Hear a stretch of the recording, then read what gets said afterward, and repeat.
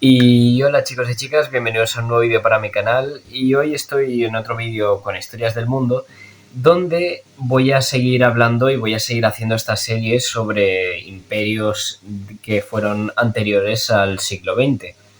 Como os he dicho siempre, mi canal se ha enfocado específicamente en la Primera y la Segunda Guerra Mundial, la Guerra Fría y todo este tipo de cosas porque al fin y al cabo es lo que a mí me gusta y lo que yo más me he especificado, pero sí que es verdad que hay algunos imperios y algunas épocas de la historia que también me han llamado la atención y por eso también quiero sacarlas a relucir al canal para que también la gente pueda conocerlo, la gente que no lo sepa o no esté tan metida en el tema. Entonces, lo mismo que el vídeo anterior, estuve hablando sobre Roma, cómo se convirtió en un imperio, cómo Octavio Augusto consiguió todo el poder y consiguió modernizar Roma, invadir Hispania y todo ese rollo. Pues hoy quiero hablar sobre el primer imperio francés, que es el imperio napoleónico.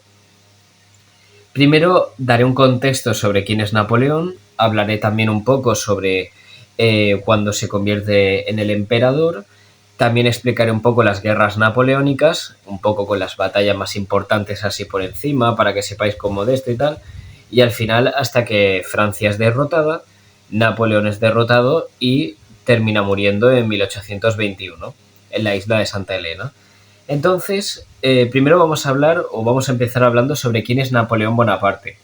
Napoleón Bonaparte fue nacido en Córcega en 1769 y él era, me parece que era italiano. Lo que pasa es que en esa época Córcega la habían ocupado los franceses 10 años antes.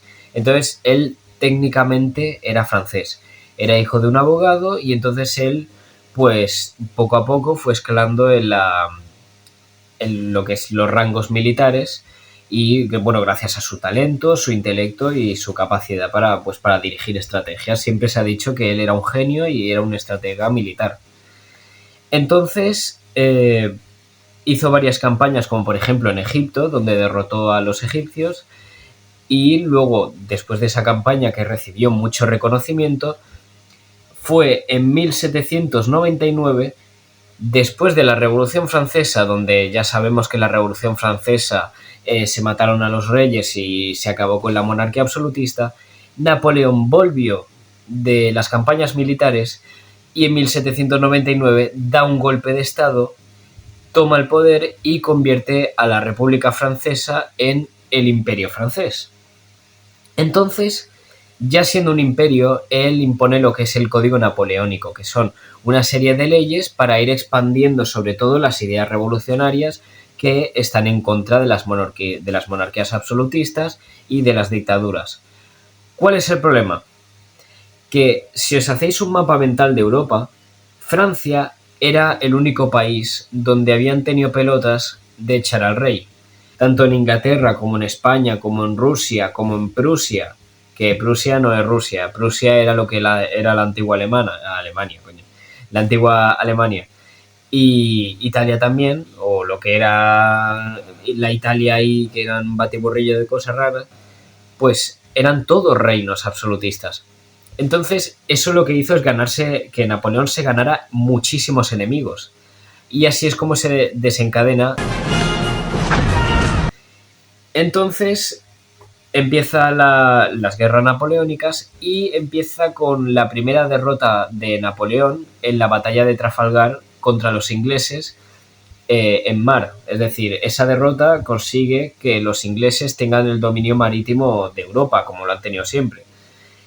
Y entonces, eso en 1805. Luego también Napoleón, aunque perdió la batalla de Trafalgar, consiguió ganar la batalla de Austerlitz contra los rusos y los austriacos en 1805, que le dio una fama y de hecho hasta el día de hoy se sigue estudiando esa batalla porque fue una victoria impresionante y aplastante por parte del ejército de Napoleón. Igualmente, mientras voy explicando, también tengo los apuntes aquí debajo para ir guiándome porque, a ver, explicar todo eso de cabeza es un poco complicado. Luego vamos a explicar la etapa del Imperio Napoleónico en su apogeo, que es desde 1806 hasta 1809. En 1806 consigue una serie de derrotas contra el Reino de Prusia, que es donde está ahora mismo situado Alemania, y también consigue derrotar en 1807 a Rusia en la batalla de Friedland. Y bueno, lo que hace es para golpear a Inglaterra, hace un bloqueo continental para que no pueda haber comercio entre Reino Unido y Europa, cosa que a Reino Unido le supone un golpe muy fuerte. Y en 1809 Austria intenta volver a hacer una revolución contra los franceses para echarlos, pero terminan siendo derrotados de nuevo en Wagram. Ahora hemos hablado, digamos, de la parte importante, que son sobre todo una de las mayores victorias.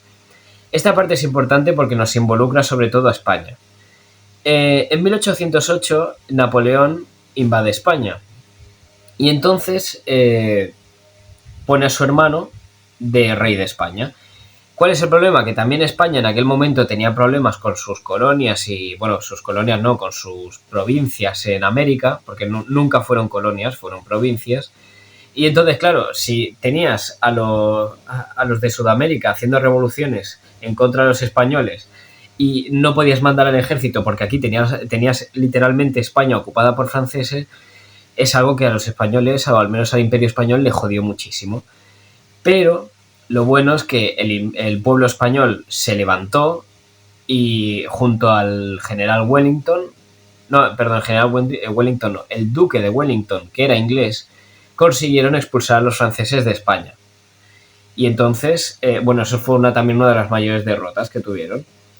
Entonces, ahora vamos a la parte más importante de las guerras napoleónicas y algo que todavía se sigue teniendo muchísimo en cuenta, porque más tarde con Hitler pasaría exactamente lo mismo. Y es que a Napoleón, con su ejército de 600.000 soldados, se le ocurre invadir Rusia. ¿Cuál es el problema?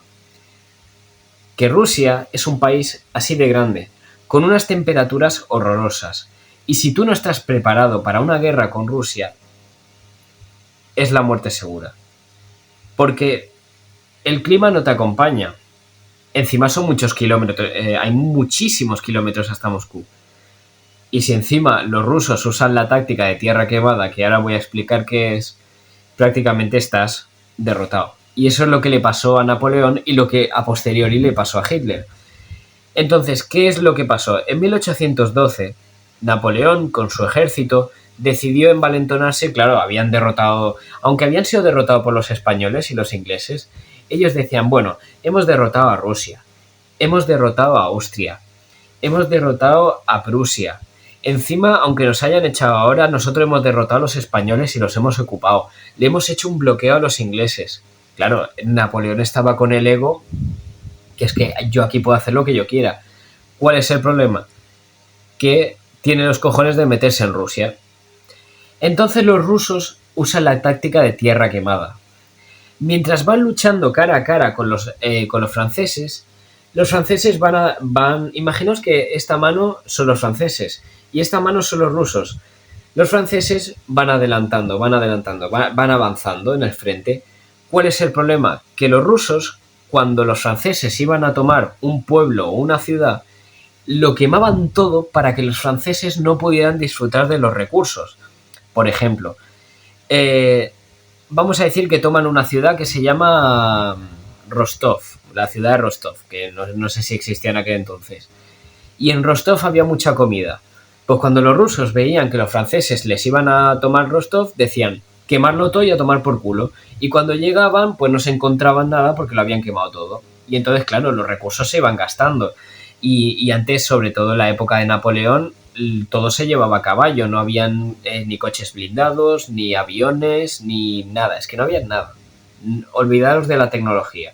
¿Qué pasa? Que eso al ejército napoleónico fue un horror porque pasaron mucha hambre, pasaron mucha fatiga, mucho frío sobre todo, porque no había la tecnología que hay ahora para poder, digamos, climatizarse. Y al final lo pasaron fatal, terminaron muriendo casi el 60% del ejército que terminó yendo a Rusia, y los rusos le pegaron un bofetón a Napoleón que lo mandaron de vuelta a Francia. Entonces, después de esta derrota tan desastrosa en Rusia, tanto Rusia como Prusia como Austria lo que hacen es formar la sexta coalición, porque es una cosa que no he explicado. a medida que iban luchando iban formando las coaliciones. Y entonces esta era la sexta coalición, en la que ya en la batalla de Leipzig en 1813 revientan a Napoleón, y en 1814 las tropas monárquicas consiguen entrar en París y derrotar a Napoleón. Y entonces Napoleón, viéndose derrotado, no tiene más cojones que pirarse a la isla de Elba y bueno, y a ver qué se puede hacer. Entonces, después de estar un tiempo en la isla de Elba, un poco ahí aislado de la sociedad, dice, vale, quiero volver y quiero intentar a ver si se puede remontar la cosa. Vuelve a Francia, vuelve a retomar el poder como emperador, pero en 1815 se produce la famosa batalla de Waterloo, a Napoleón lo terminan derrotando definitivamente, y ya cuando ve Napoleón que es que ya no se puede, finalmente se va a la isla de Santa Elena, donde muere en 1821. Y así es como se terminaría la época napoleónica y también la vida de Napoleón. Entonces, ahora vamos a hablar un poco de las consecuencias de esta guerra. Al principio ya os he dicho, antes de que la Revolución Francesa ocurriera, Europa era un montón de países donde tenían un rey y el rey decía lo que le salía de los cojones y había que hacer lo que dijera el rey. Pero en ese momento, a partir de ahí, a partir de la revolución, de las guerras napoleónicas, de que Napoleón expandiera la idea de la revolución, de que no hay que hacerle caso ni hay que ser sumisos con los reyes, eso también jodió mucho, digamos, a la monarquía, sobre todo de toda Europa, porque se vieron muy afectados por gente que empezaba a creer en esas ideas revolucionarias. Entonces hicieron el Congreso de Viena, que era para volver a restaurar la monarquía y volver a establecerla, y entonces van dándole a cada país monárquico una serie de beneficios para que se mantengan como no monarquías. Primero tenemos a Inglaterra, que le dejan ser la mayor potencia naval.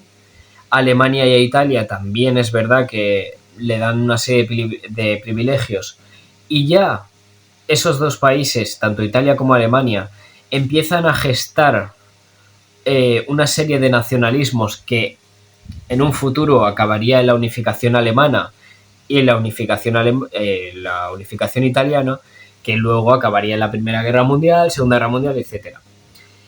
Y entonces, sobre todo, crearon lo que se llama la Santa Alianza, que era todos los ejércitos europeos juntos abogaban por el cristianismo y por la monarquía. Y para explicarlo resumido, para que me entendáis bien, país que no apoyaba la monarquía, mandaban a esos ejércitos europeos juntos, palo. Otro país que decía que no quería ser cristiano y que no quería apoyar a la monarquía, mandaban al ejército, palo.